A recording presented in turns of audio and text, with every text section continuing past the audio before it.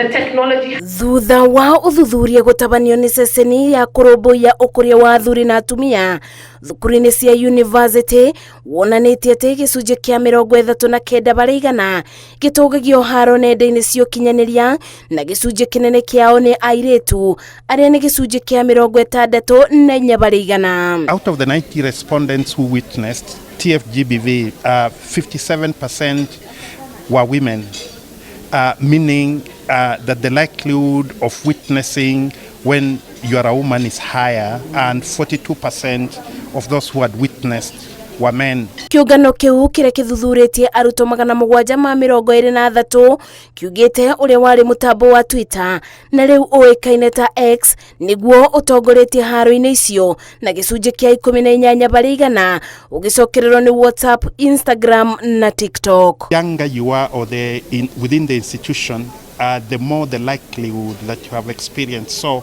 31% were second years, 30% were third years, and 17.3% were first years. So within the first 3 years, the exposure is a kind of maximum, and then it goes down after the first 3 years.